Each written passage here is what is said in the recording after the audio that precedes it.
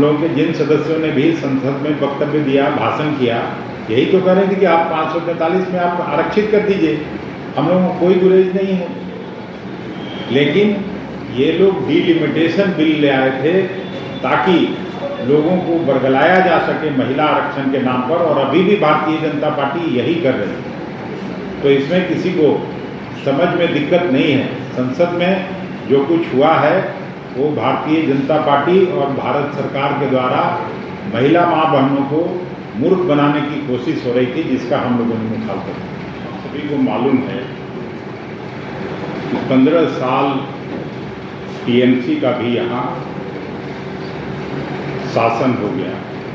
उसके पहले 30 साल से ज़्यादा सीपीएम ने यहाँ शासन किया, लेकिन बंगाल के आम जनों का जीवन बद से बदतर होता चला गया।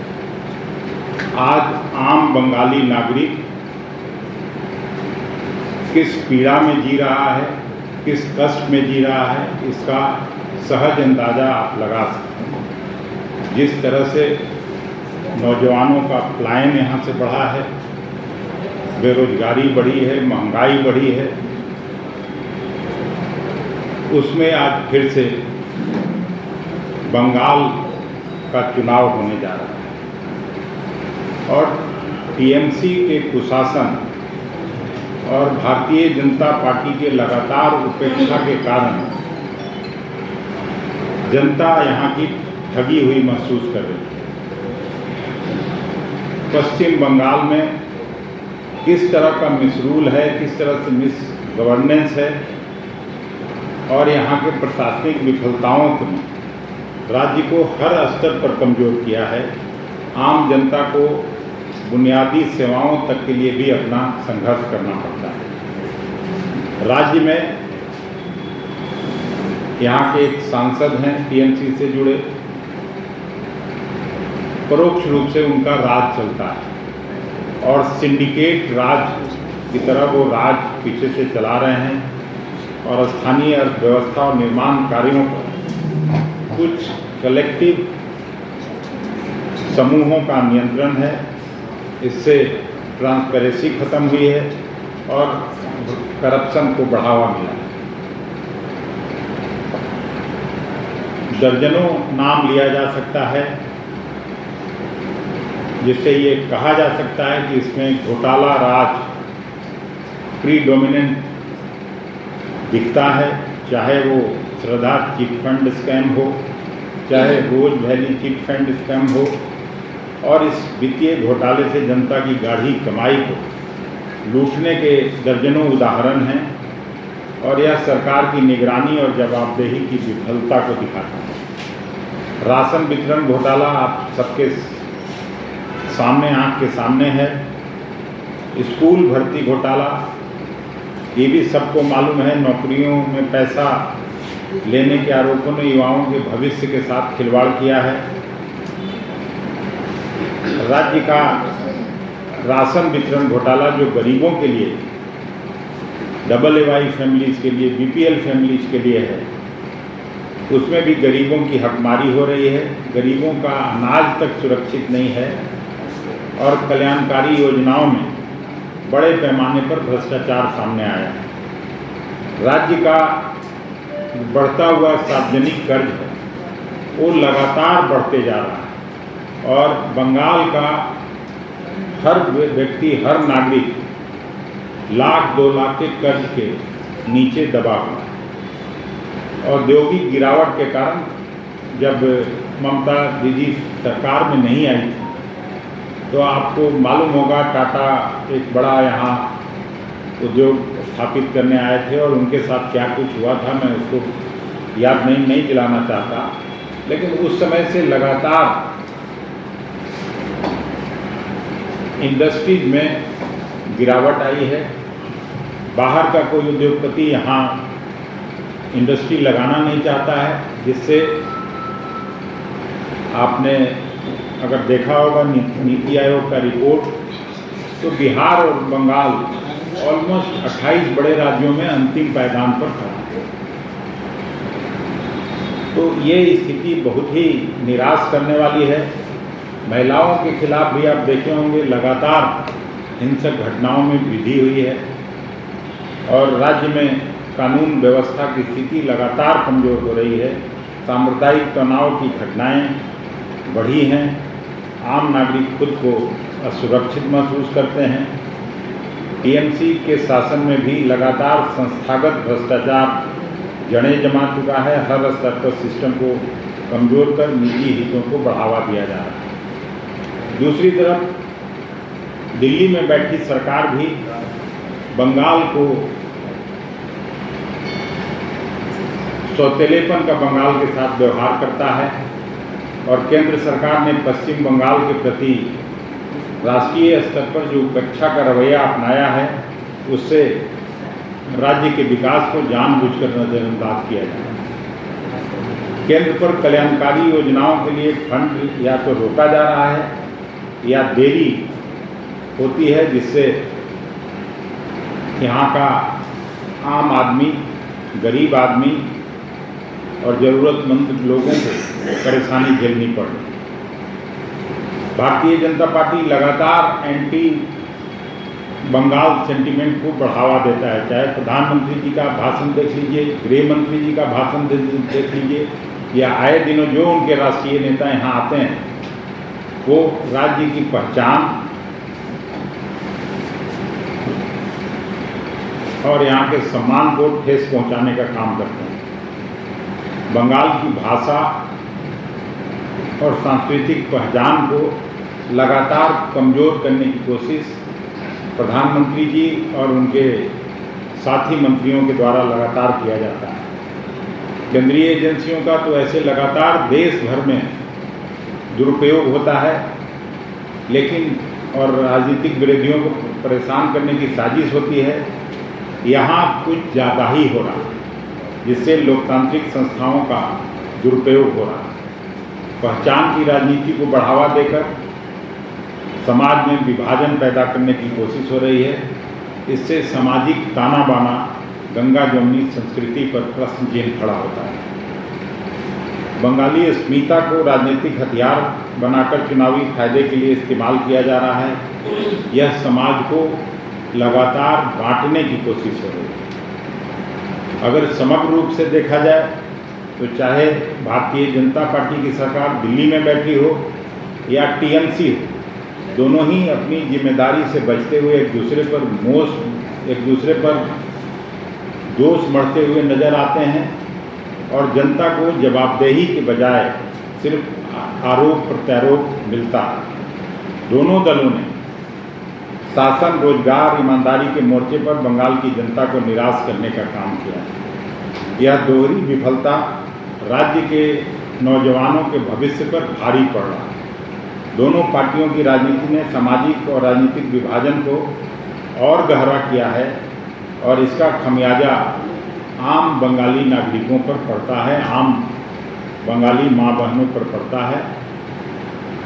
कांग्रेस पार्टी, हमको लगता है अंतिम मुख्यमंत्री स्वर्गीय सिद्धार्थ शंकर रे साहब थे, जिस समय के शासन को याद करके लोग अभी भी कांग्रेस के उस शासन को दोबारा लाना चाहते हैं। मैं कई दिनों तक उत्तर बंगाल में रहने के बाद कल कलकत्ता पहुंचा हूं और उधर 8 जिलों में कांग्रेस और राहुल गांधी जी, खड़गे जी के प्रति जिस तरह का विश्वास मैंने देखा है, मुझे लगता है कि इस बार कांग्रेस के बिना कोई सरकार यहाँ नहीं बना सकती। हम आपके माध्यम से बंगाल की जनता को दरख्वास्त करने आए हैं, निवेदन करने आए हैं कि कांग्रेस पार्टी के पुराने शासन को आप पहली पंचवर्षीय योजना याद कर लीजिए, दूसरी पंचवर्षीय योजना याद कर लीजिए, तीसरी, चौथी पंचवर्षीय योजना तक जब कभी कांग्रेस का शासन बंगाल में हुआ और स्वर्गीय बीसी राय साहब जब पहले मुख्यमंत्री थे यहाँ, उनके शासन को याद करिए। Bengal was the best administered state in the country. Bengal was the most industrialised state in the country. हम उसको उस समय को याद करते हैं। जूट का इतना बड़ा उद्योग यहाँ हुआ करता था। यहीं बिरला जी अब का परिवार अब बाहर जाके अपना फैक्ट्री लगा रहा है, इंडस्ट्री लगा रहा है, लेकिन यहाँ उनकी कोई फैक्ट्री नहीं आ रही। चाहे टाटा समूह हो या कोई बड़ा औद्योगिक समूह, सब लोगों का पहला प्रेफरेंस बंगाल हुआ करता था और आज बंगाल लास्ट प्रेफरेंस हुआ है।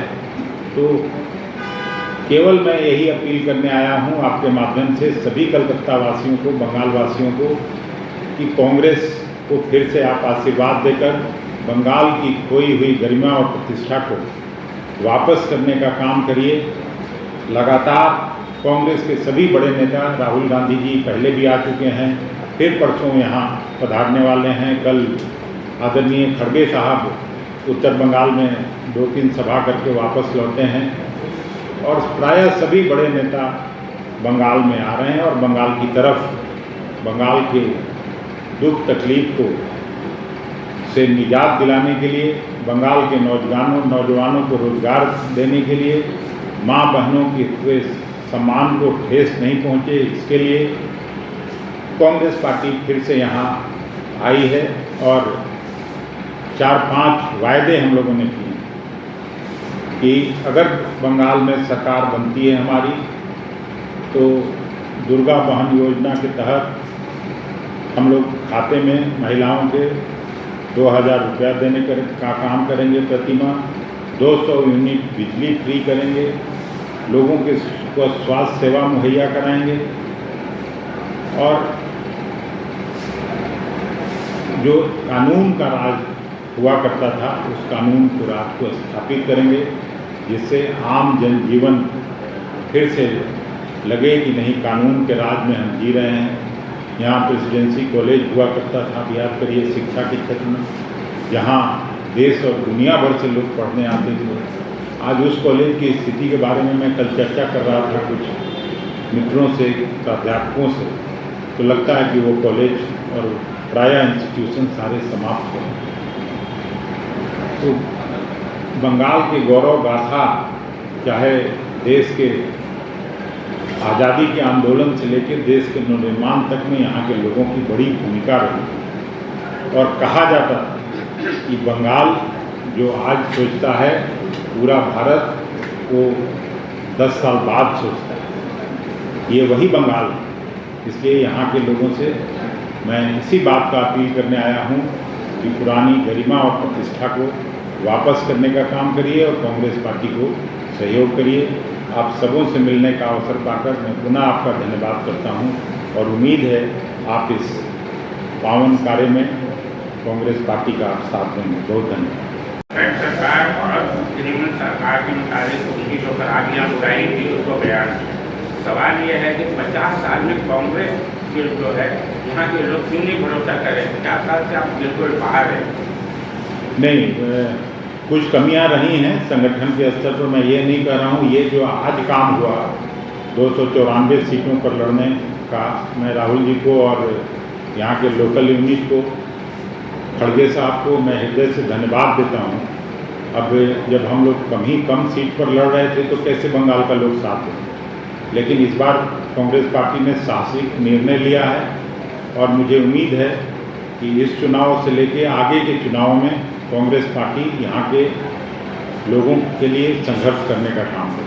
दूसरा सवाल यह है कि कल प्रधानमंत्री आए थे, उन्होंने बोला कि कांग्रेस जो है ये महिला विरोधी है, क्योंकि आप लोगों ने महिला बिल जो आया था उसको जो है विरोध किया।